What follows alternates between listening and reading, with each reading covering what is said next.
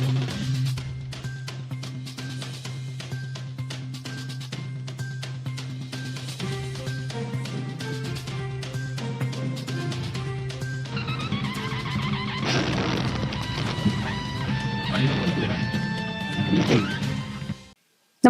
आपण पाहता हिरकणी न्यूज.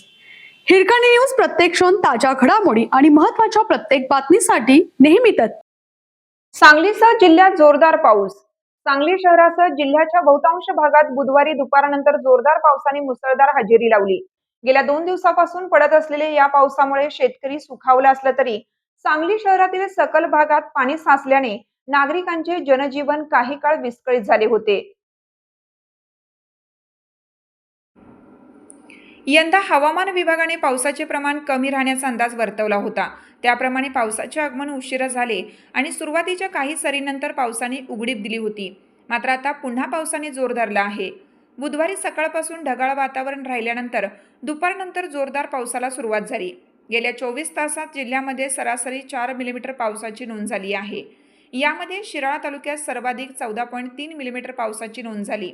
उर्वरित तालुक्यांमध्ये मिरज 3, जत 0.4, खानापूर 2.5, वाळवा 5.0, तासगाव 0.9, आटपाडी 9.2, कवटेमहांकाळ 0.9, पलूस 2.3 आणि कडेगाव तालुक्यात 4.3 मिलीमीटर पाऊस झाला. 1 जूनपासून विचार करता शिराळा तालुक्यात सर्वाधिक म्हणजे 552.2 मिलीमीटर पाऊस झाला आहे.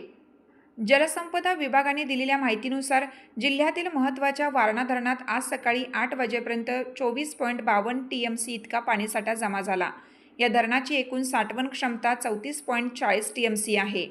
इतर प्रमुख धरणांपैकी कोयना धरणात 63.96 TMC, आलमट्टी 1001.37, दूधगंगा 10.39 तर धोम धरणात 8.90 TMC पाणीसाठा आहे. सध्या विविध धरणांमधून विसर्ग सुरू असून कण्हेर धरणातून 340 क्युसेस, धोम बलकवडीतून 962 क्युसेस, आलमट्टी धरणातून 16,373 क्युसेस वेगाने पाणी सोडले जात आहे.